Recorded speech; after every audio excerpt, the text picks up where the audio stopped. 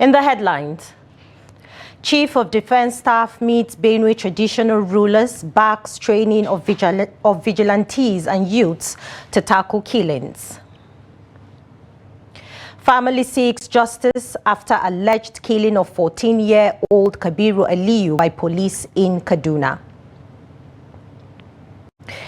ECOWAS maintains ties with Mali, Burkina Faso, Niger, and as new deal talks begin. On the foreign scene, Israel-Iran exchange attacks as new Gaza massacre hits aid seekers. Hello and welcome to the news update. I am Maimuna Bagodo. The Chief of Defense Staff, General Christopher Musa, has pushed forward the training of credible youths across Benue State as vigilantes working under the supervision of the military, as was done in Borno State to defend local communities against terrorist attacks. The CDS stated this at a meeting with traditional rulers in Makurdi, the Benue State capital, on Tuesday. He urged the traditional rulers to put a check on any criminal elements within their domain, as he will not tolerate any act of sabotage while working to ensure the protection of communities. Meanwhile, the Nasarawa State Governor Abdullahi Sule visited his Benue counterpart, Hyacinth, earlier to commiserate with the people of Benue over Yelwata attacks. Sule urged both states to close ranks and nip the killings in the bud, and announced a donation of 150 million naira to support Benue internally displaced persons. The defense chief, who has been in the state since Monday, had said the military will change strategy to combat the acts of terror. I know there's an issue of trust, because over time several killings, discussions have been made, promises have been made, and yet not kept. Please, we should never get tired of dialogue. Because even when you fight war, when you finish, you must sit down on the table and be able to talk to address those issues. Like I said, some of the issues are long-standing, historic for a very long time. And maybe we have not sat down to really look at them and be able to address them critically, and that's what has festered to where we are today. So that's why it's important that we all speak with sincerity, the issues on ground, and what are the solutions. Because it is a solution that is going to make the difference. Like I said, I know we have discussed them over and over. We will not get tired of talking. I have tried what I'm doing now in other communities, and it has worked. The National Emergency Management Agency, NEMA, on Monday said no fewer than 6,527 people have so far been displaced by the attacks in Benue State. It also said over 3,000 displaced residents, including women and children, were in urgent need of food, non-food items, potable water, and essential medical supplies. NEMA, in a statement on its official X account, said those displaced included 82 pregnant women, 252 lactating mothers, and 657 children under 18. The agency said the casualty figures from the attack in the Yelwata community in Guma local government area were inconsistent due to the volatile security situation and limited access to affected areas. It, however, said the ongoing rescue and recovery operations were expected to provide more accurate figures. It further added that it was collaborating with other local and international agencies to coordinate relief activities for those affected at a newly established internally displaced persons camp at the Makurdi International Market. Now, the People's Democratic Party and the Labour Party have condemned the brutal attack on Yelwata community in Benue State on Friday, which claimed several lives and left hundreds displaced. The opposition parties, in separate statements released on Monday, want President Tinubu to take a decisive action that will see the perpetrators of the deadly act apprehended and prosecuted. The parties commiserated with the families of victims in Benue State and other parts of the country and urged them not to relent in their effort to ensure the security of lives and property in Nigeria. In a statement signed by its National Publicity Secretary, Debo Ologunagba, the PDP accused Tinubu and the All Progressive Congress APC of being largely unconcerned. In her statement, the acting national chairman of the Labour Party, Ninadi Usman, said the level of bloodshed in Benue should shake every conscience in Nigeria. She demanded an immediate and comprehensive deployment of security forces to every vulnerable community in Benue and across the Middle Belt. And now we move to Sokoto State, where the state government has reiterated its commitment to lasting peace and security, expressing a readiness to explore non-violent solutions to the lingering insecurity challenges in the region. The special advisor to the governor on security matters, Ahmed Usman, who disclosed the government's openness to dialogue with repentant bandits, added that such dialogue is on the condition that they must be genuinely willing to lay down arms and embrace peaceful coexistence. His remarks reflected the administration's two-pronged approach to security in supporting military efforts while also embracing peace-building initiatives aimed at addressing the root causes of banditry and violence. The family of 14-year-old Kabiru Aliyu in Rigasa, Kaduna State, is demanding justice and compensation following the tragic killing of their son, allegedly by officers of the Nigerian police. The parents claim that Kabiru was shot dead in front of his brother's house by officers from the Rigasa Divisional Police Office. At the time of Trust TV's visit, the family remained visibly devastated by the incident, which they described as senseless and avoidable. The report. According to eyewitnesses and residents, the incident occurred during a police raid targeting youth allegedly involved in criminal activities.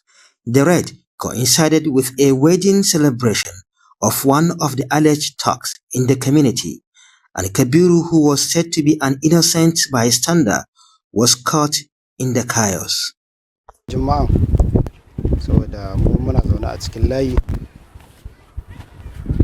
It happened during the wedding ceremony of one of the popular youths in the area. The police came on Friday chasing after some young boys they claim were smoking. After they had dispersed the crowd and returned, some of the youths began throwing stones. That was when the DPO told us to leave where we were seated, warning that they were about to start shooting. As soon as we stepped away, we heard a gunshot.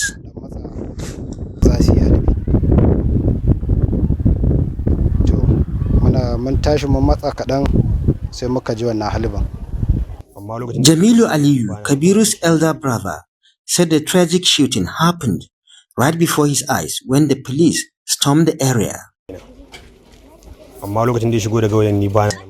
He was sent by our elder brother, who had just returned from Lagos, to deliver charcoal to me. When I came back home, I met Kabiru at the gate. He told me about the charcoal, and I asked him to quickly return home because of the tense situation in the area. As I was about to open my gate, I heard a gunshot behind me. When I turned around, I saw Kabiru lying on the ground, bleeding from his head. I also saw the police officers leaving the scene with their guns. Abubakar Aliyu also expressed deep sorrow over the loss, saying the entire family is still in shock and unable to comprehend the tragic turn of events. Kabiru was my younger brother from the same parent, the last born in our family. He was shot by the police.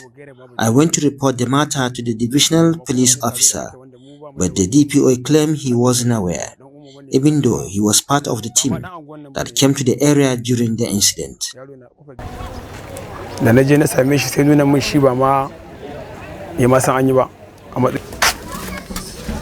Kabiru's mother, Rabi'atu Abdurrahman, while emotionally recalling her last moment with her son, is demanding justice and compensation, insisting that those responsible must be held accountable for the killing of her child. Gana na ƙarshe na Muhammadu Kabiru ya ce mama bari in je gidan yayanmu. My last moment with him was when he came to tell me that he was going to his brother's house. The next thing I heard was he was shot dead by the police. Now, all I want is justice for my son.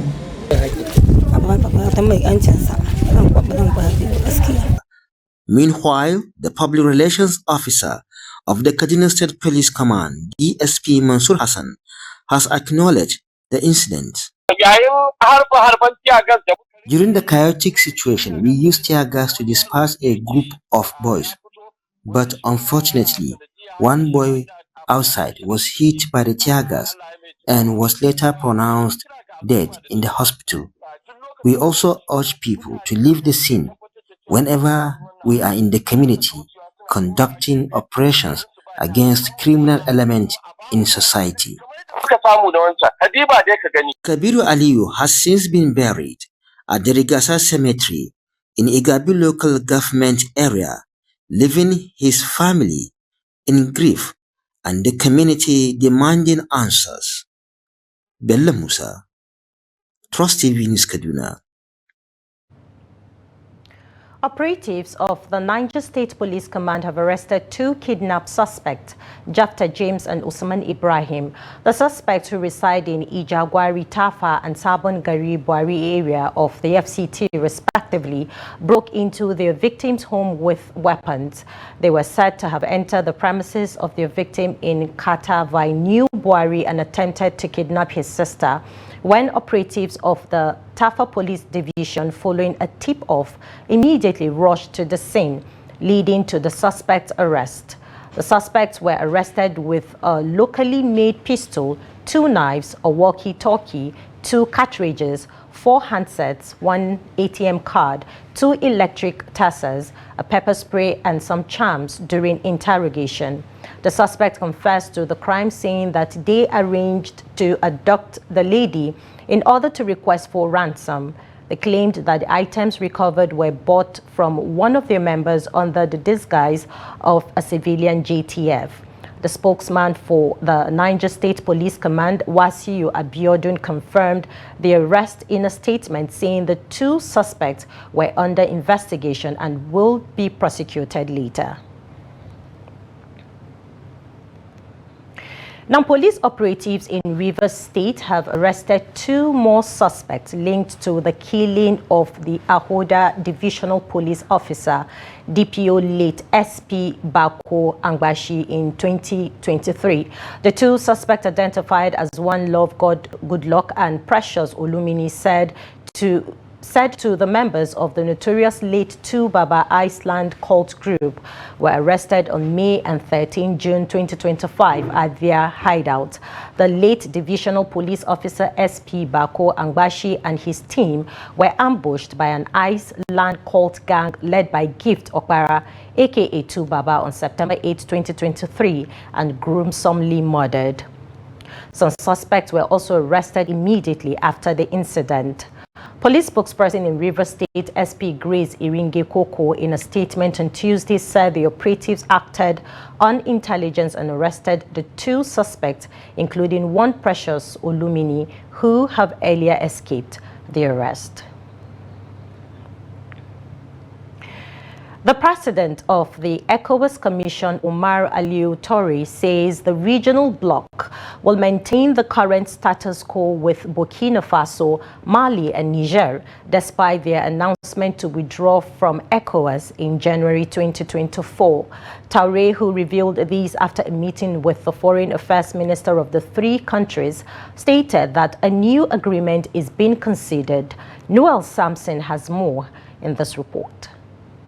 Traoré emphasized the importance of the newly launched initiatives and our collaborative framework with ECOWAS partners. The initiatives focus on enhancing trade, combating terrorism, addressing climate change, and promoting sustainable development. He urged the Commission to prioritize results and measurable progress. Dr. Traore also addressed the status of Burkina Faso, Mali, and Niger Republic, reaffirming that ECOWAS will maintain its current position pending a new agreement. As we implement these projects, let us focus on delivery to the people. Let us focus on concrete results on the ground. Let us reduce workshops. Let us reduce trainings. Let us reduce validation activities, validation workshops. We have agreed until we come to a new, we adopt a new agreement, we will maintain the status quo in all areas. Status quo in the area of trade, status quo in the area of free movement, and we will also continue to explore avenues of collaboration in the area of peace and security. Some of the partners spoke on how they intend to implement the initiatives. It's a project that we have launched today with an amount of about 110 million euro. About 50% of that was funded by Germany, and as His Excellency Ali Touré said, it is important to make a difference for the people on the ground, and I think this is our ambition, and this is what we have been doing over the last 20 years with our programs. So they will be implemented, as always, when it comes to EU-funded projects, through implementing partners who have the capacities to do this. They've been partnering in the design of the projects, and they will do so in the implementation of these 110 million euros worth projects over the next few years to reach the objectives of having a more integrated region in trade and more capacities for security and peace. These projects are designed to strengthen trade, competitiveness, improve market access, foster regional integration, promote peace and security, and enhance institutional capacity in West Africa. Despite recorded progress, the West African region continues to grapple with political instability, terrorism, and economic inequality worsened by tensions with military-led governments. However, stakeholders believe the newly launched initiatives hold promise for lasting solutions. Well, Samson, Trust TV News, Abuja. This is news update on Trust TV. Coming up ahead. Kano's amputee football team shines nationally amid setbacks. More news when we return. Do stay with us. Welcome back. If you're just joining us, this is the news update on Trust TV. Let's take a look at our top stories once again. Chief of Defense Staff meets Benue traditional rulers, backs training of vigilantes and youths to tackle killings. Family seeks justice after alleged killing of 14-year-old Kabiru Aliyu by police in Kaduna. Moving on to more stories. Now, in recent years, Kano State's amputee football team has made a significant mark on the national scene, offering hope and a platform for local talents to shine. Some players scouted from the team have advanced to the national squad, while others now play professionally for clubs in Europe. Trust TV's Abdulaziz Ibrahim visited the team, where players shared their successes, challenges, and dreams for the future. At the Kano Pillar Stadium in Sabongeri area of Kano State, 25 young men prove that through sports, there is indeed ability in disability. Kano State has recorded remarkable progress in amputee football, particularly at the last two National Para Games, providing a lifeline to homegrown talents, some of whom have risen to international recognition. Rabilu Yahaya was scouted along with 4 others to join the national team in 2023. He now reflects on the journey so far. The Isa da Abba suna Gabzi, suna Turkiya wani club da Gabzi. Isa and Abba are now playing professionally for a club in Turkey called Gabzi, and Friday plays for Sakarya. Nasu gaskiya inda dama abokanai na ne. I am very happy for their securing those deals because they are all my friends. And for us, we hope this year we will also secure contracts. Many of these athletes were not born amputees, but their passion for football has given them renewed purpose. Yeah, I was actually playing able football before the incident happened to me. That was about 2007, 2008. And I did not allow the situation to weigh me down. So I just have to connect myself with amputee football. Anan New Road ne wannan titin. Lokacin good luck an sa bomb a cikin wancan tashar ina gurin ya ritsa da. It happened to me at New Road during the time Goodluck Jonathan was president. A bomb exploded at the motor park and I was there when it happened. That incident led to amputation of my leg. But after I recovered, I didn't give up on football.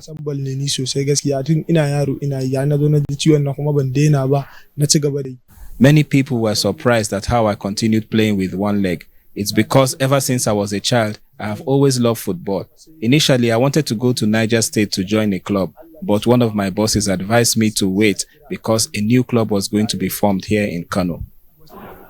Amputee football is played by 6 outfield players, each using one leg and supported by crutches, with a goalkeeper who uses one arm. The pitch and goals are smaller than in standard football, and touching the ball with a crutch results in a penalty.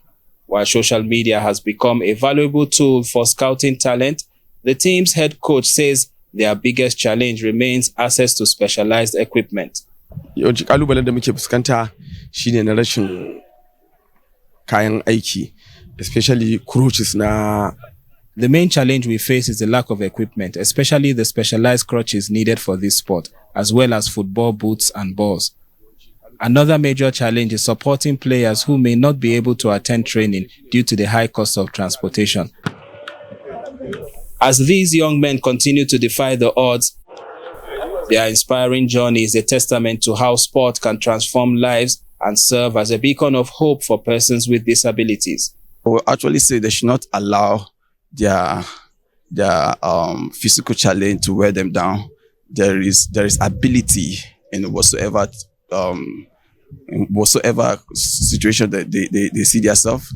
They should see beyond themselves and they should just cheer up themselves and find something doing.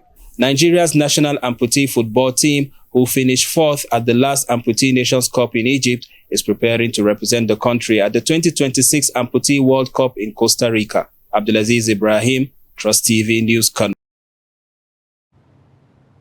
In business, oil marketers have increased the prices of premium motor spirit, also known as petrol, at filling stations amid ongoing competition with Dangote Petroleum Refinery. Data on Tuesday revealed that 7 oil depots increased prices by a range of 1.45% to 2.90% between June 11 and June 13. The changes at major Lagos depot between June 11 and June 13, 2025 illustrates the upward trend in petrol prices. On the other hand, Dangote Refinery has demonstrated resilience by keeping its ex-depot price steady at 835 naira per litre. The development follows Dangote Refinery's plan to commence distribution of fuel, including compressed natural gas (CNG) from August 15. President of the Petroleum Products Retail Outlet Owners Association of Nigeria, Billy Gillis Harry, called on the federal government and industry regulators, including the Nigerian Midstream and Downstream Petroleum Regulatory Authority, to stop expansion moves by the Dangote Refinery, adding that if not stopped, the move will take them out of business. Now, away from Nigeria, explosions have rocked Tehran and missiles struck Tel Aviv as Israel and Iran continue to exchange deadly attacks for the 5th consecutive day, deepening fears of a wider regional conflict. The Israeli military says it has killed Iran's wartime chief of staff following Iranian media reports that Tehran is preparing what it describes as the largest and most intense missile assault on Israeli territory to date. U.S. President Donald Trump has weighed in, stating he is seeking a real end to the conflict, not just a ceasefire. In a post on social media, he urged presidents of Tehran to evacuate, reiterating that Iran must never have a nuclear weapon. Israeli Prime Minister Benjamin Netanyahu has declared that the killing of Iran's supreme leader, Ayatollah Ali Khamenei, will not escalate the situation but rather bring an end to the conflict.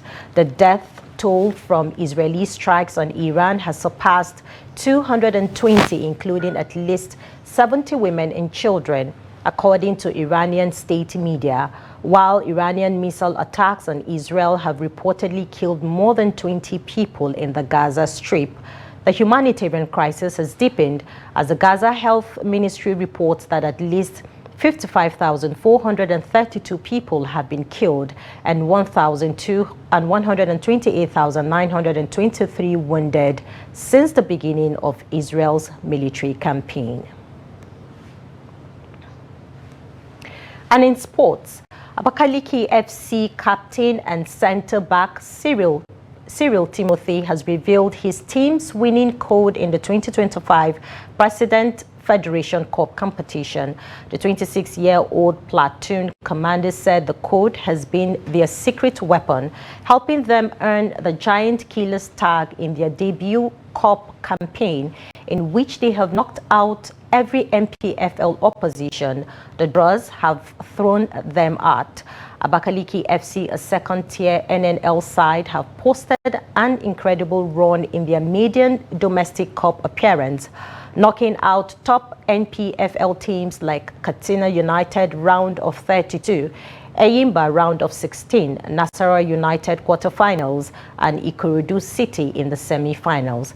This followed their earlier win against fellow NNL side Yobe Desert Stars in the round of 64. They will now face Kwara United in the final on 28 June at the Mobolaji Johnson Arena, Onikan, Lagos.